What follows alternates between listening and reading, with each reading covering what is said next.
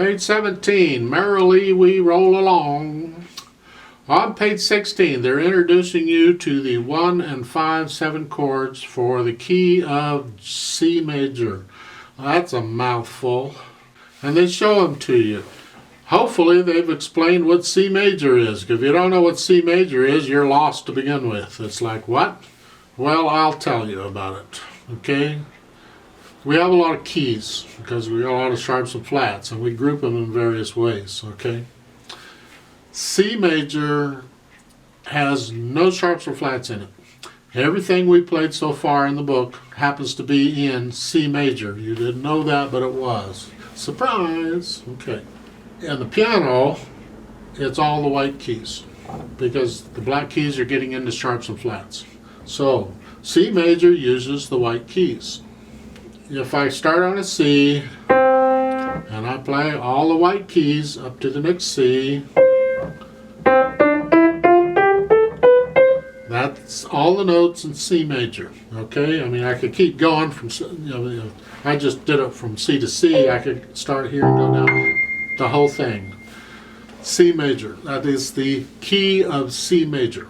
Each step in the key, we call it a scale, by the way, and I did scale videos.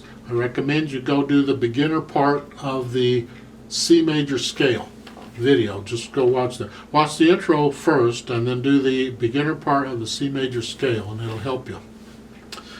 So I'm going to start on C, and I'm going to go up to C. I could go further, I don't need to, because it just repeats after that. Every note is numbered. We call them steps. So it's, we always start with a 1. We don't start at 0 in music. It's always a 1. 1, 2, 3, 4, 5, 6, 7, and then when you get to 8, the octave, it starts over at 1 again. We use Roman numerals to identify these, because we got a lot of numbers in music, and we got to find some way of keeping them separate. So normally chords are identified with Roman numerals. They could be identified with letters. We could say it's a C chord, or it's a 1 chord in the key of C. So it's a chord built on the first step. Well, that's here. And what we do is we do every other note in the scale. Here, here, and here. Just 3 notes is all we need. It's a 1 chord in the key of C. Okay? Or it's a C chord. Regardless of the key, it's a C chord. Because the C's on the bottom, it's in the key of C, and it's every other note. Alright? Now the 5-7, I'm not going to get into a lot of detail here. I just want you to memorize the 5-7 is you take the bottom note down to a B and the middle note up to an F. I want to get into the, it's built on the 5th step and it's a 7th and blah blah blah blah. Just remember it's here. For now, we'll get more into this later. So you have a 1 chord and a 5-7 chord. Now these chords can be anywhere on the keyboard, okay? You got them all over. Doesn't matter. In the music, for now, they're here. It's below middle C here. There are 3 primary chords in every key. These are 2 of them. These are important, especially if you want to learn to improvise. Get these down. Now when you're playing chords, multiple notes at the same time, put your hand in the position of it and push the whole hand down, and arm and everything. Don't try and use the fingers to push them down. Now if you look at Merrily We Roll Along, you see the left hand is playing those chords. Those 2, the first 2 measures in the left hand is that 1 chord. The 3rd measure is that 5-7 chord. They look ugly, but they're not. You get used to them. Just memorize them. Be able to play them in either hand. Let's go ahead and try Merrily We Roll Along. This thing is in 4/4 time. If you want to know where to put the hands, it would be handy if you're going to play it, of course. With the left hand, simple enough because you're doing the chords, all right? So you're going to put your hand there. Duh. The right hand, you look at the first note there, and it's got a 3 above it. So you put your 3rd finger on that E. The rest of the fingers is accordingly. You got it. And as usual, I'd like you to understand everything you're seeing in the music, if possible. May take a few tries, but we'll get there. Look at above the top staff, you see the letters C, And then over in the third measure is a G7 and then a C, and the second line there's more, okay?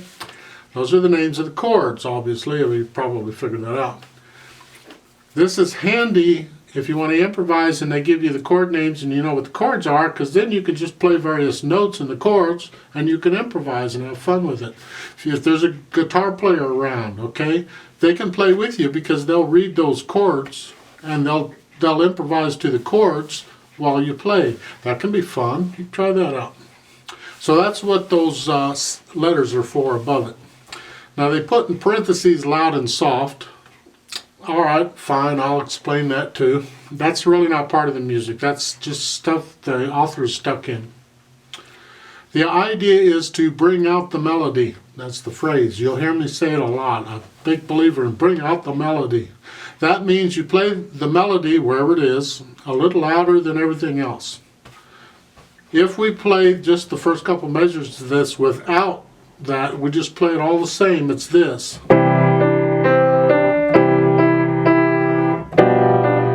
Okay? If I play it and bring out the melody, it's this.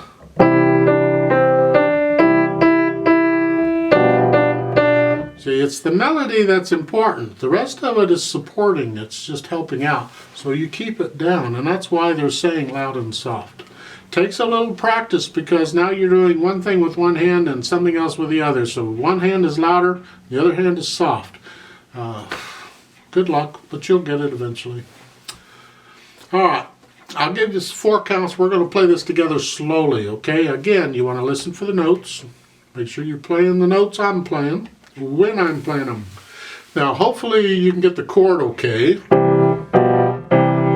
So really the notes you're listening for the most part, are the melody notes.